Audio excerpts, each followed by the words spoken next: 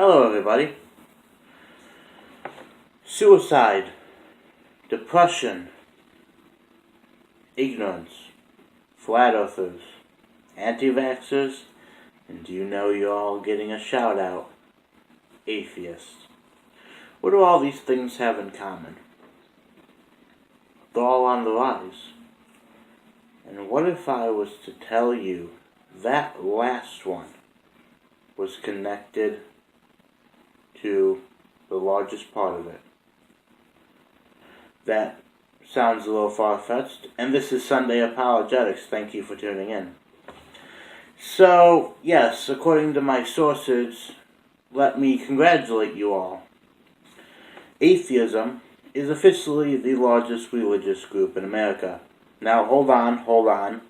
Christianity is still the largest religion in America.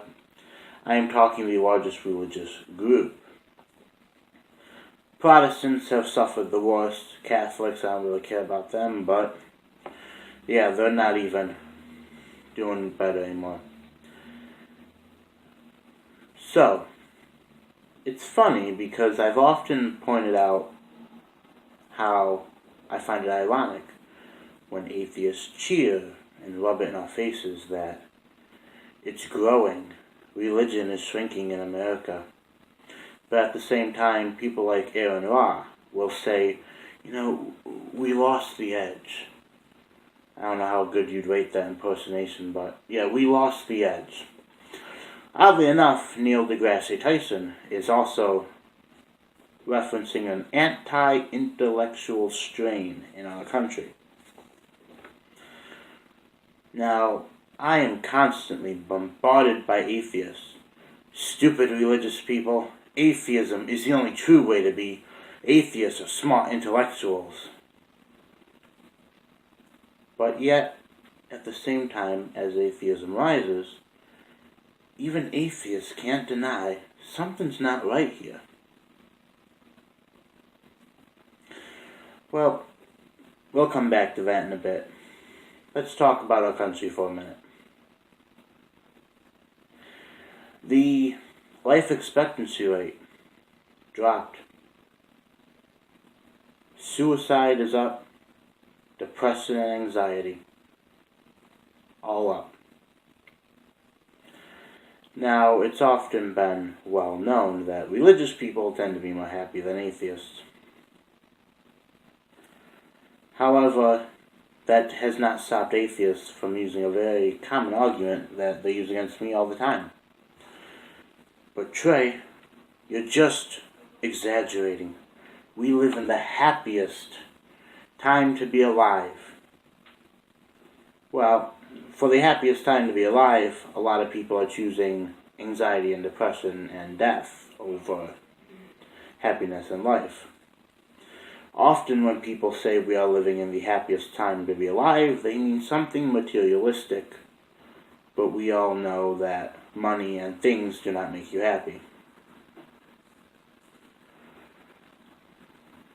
I've often credited Christianity with America's success.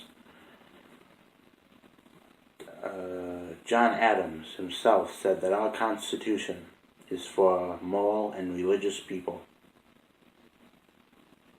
If you disagree with me, or anything I've said thus far, be sure to check out Exhibit A in the description. So, despite the fact that atheists constantly claim that they are the intellectual ones, they're the smart ones, they know, whatever they'll claim to know. Depends on which one we're talking about, really. But, yeah. Ignorance is up. Things have just, social ills have abounded. But let's talk about China. That's right, China. China overtook the U.S. as the world's largest economy. It is well on the fast track to becoming one of the greatest, if not, dare I say it, the greatest, most prosperous nations in the world. Is it a coincidence, then, that Christianity is spreading like wildfire in China.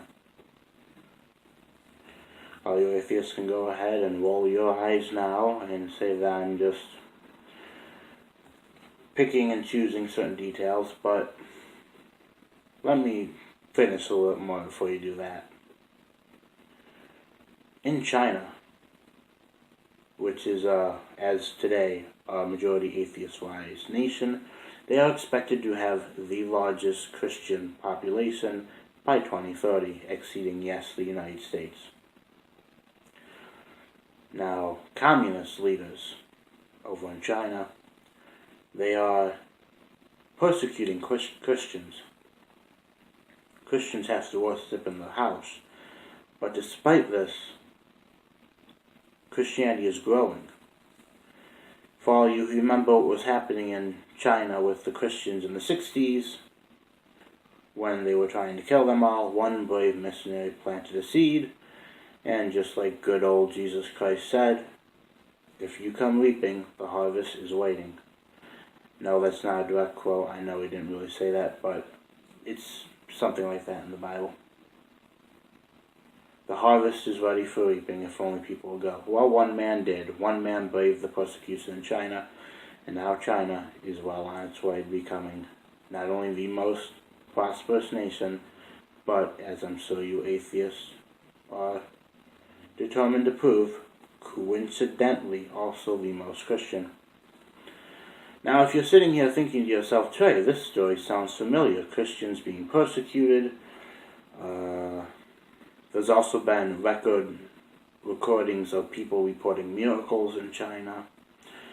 So, Christians being persecuted, religious miraculous phenomenons, attempts by the government to persecute Christians, but not quite working. Well, yeah, it should sound a little bit familiar to you. It should sound just like what the Bible says the Roman Empire has done to Christians. Or tried doing to Christians. Looks as though God is up to his old tricks again of taking down regimes that dare to oppose him and his people. It's sad to think that God has found a new country to call home, or will be moving eventually. America, one nation under God. God bless America. People don't talk like that no more. Instead, we have become a people with a government that is meant for we have become a government that was meant for moral and religious people. Now we are immoral atheists, or we're turning more into. It's often bamboozled me as to how atheists can be so self-centered that on one hand they say separation of church and state. God should be left out of our government. We have the right to mock God. We can do all the things he says we shouldn't do. But then on the other hand, whenever there's a school shooting or a terrorist attack, what do the atheists always say? Why don't I go ahead and paraphrase what Neil deGrasse Tyson said? Prayers don't work. And then the atheists will go on about how if God was real, he would have stopped these attacks. If God was real, he would be helping us. To every atheist out there, you are who thinks like this or follows this logic. You are the living embodiment of entitlement. I can treat God as badly as I want to, and he still has to come help me, or else he's bad or he doesn't exist. That's not even how it works in the Bible. In the Bible, God makes it perfectly clear that he does not go where he is not wanted. Which is why it is rather upsetting for me to feel that he may be calling China his new home, eventually.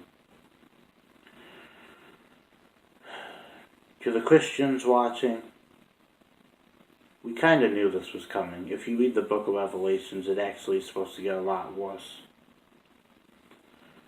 So, let's not act surprised. to the atheists out there, congratulations on your spread of atheism.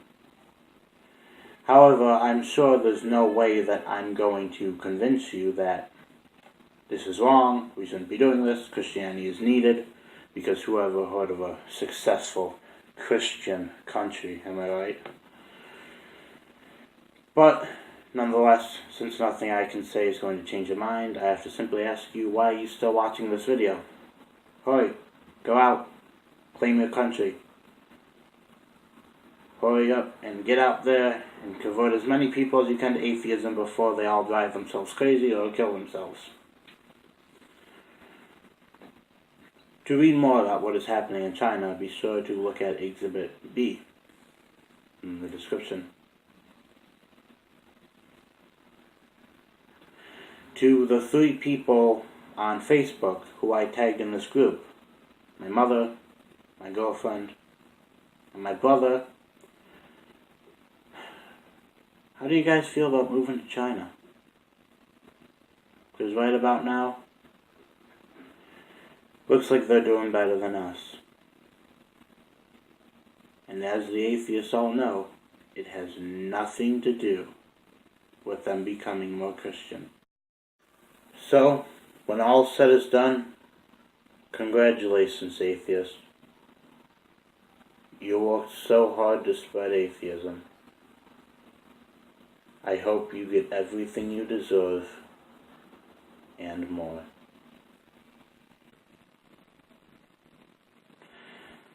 So, next time, an atheist or an agnostic or someone who disagrees with you saying that religion is bad, it needs to be wiped out, no good for society. Yeah, that's right, holy Kool-Aid, I still remember you. If you are one of those people, I have one question to ask you. You want to tell me some more BS?